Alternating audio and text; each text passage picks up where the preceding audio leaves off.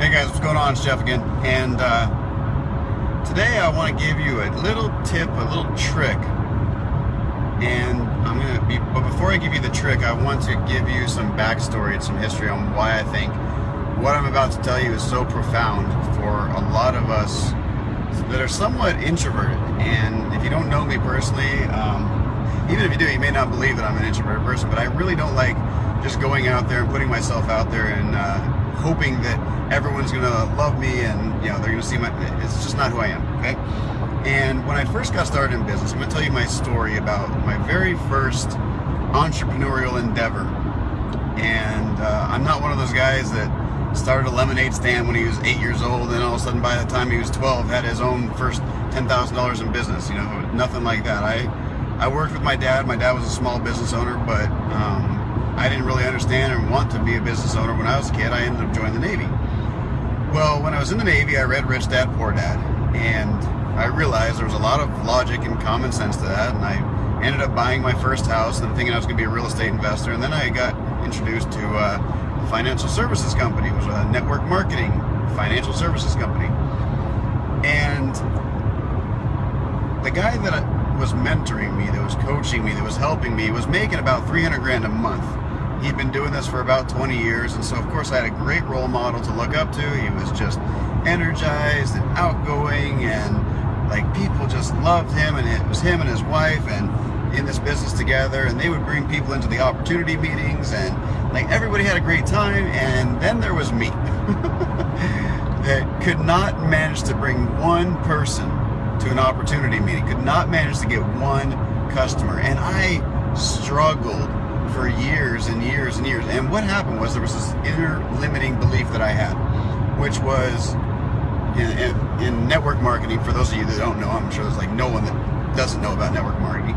They say, go to your warm list, go to your friends and family, the people that won't judge you, and tell them about what you're doing, and they will be the ones who support you. And I don't know about you, but I think that's bullshit. Right? Because after a while, they look at us like, what the hell are you doing now? Like, please stop coming to me with all these harebrained, crazy-ass ideas and asking me to give you money. Stop asking for me to be your customer. Go get a real one. Right? That was what I experienced. It was also what I felt.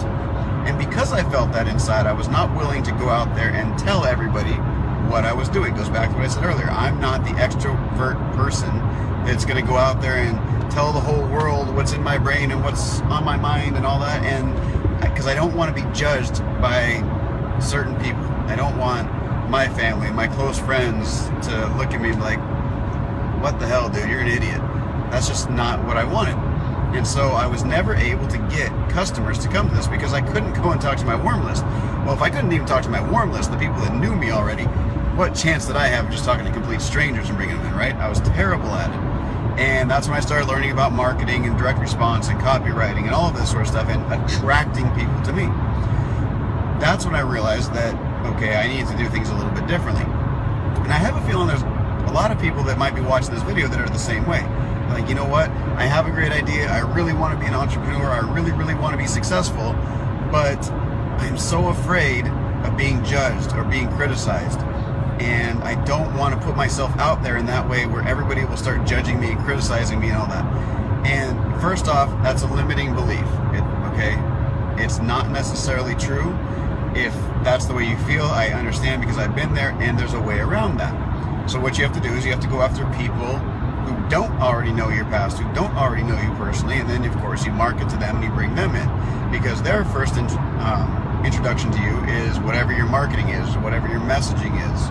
And so you have to have that on point, but they don't come with this preconception of who you are or who you were in a former life.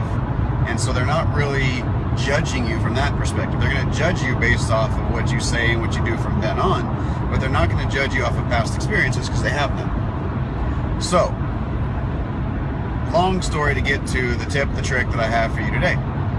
There's actually two of them, and it's for those people that want to build an audience online.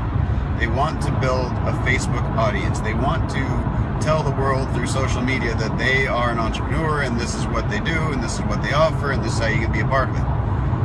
Well, inside Facebook, you can actually make sub-lists of your friend list. And when you do that, you can actually default who your posts go out to. So for me, I actually have a business list. You know, the people that I will only talk business about. I won't talk to, you know, my high school friends or my family that I don't like having to answer all those questions all the time. You know, it gets to be draining, right? And so I don't let them see all of that stuff. Instead, if you're seeing stuff from me, it's either because you're in my group or you're on my Facebook list or I've targeted you for an ad, right? That's how this whole thing works in my world. I don't let anybody see my stuff that I don't want them to see it. So Google this, and it's a lot easier if you need a step-by-step, but basically if you go onto the left-hand side of your news feed, there's under the Explore section, you click More and drops down, and you actually have friend lists.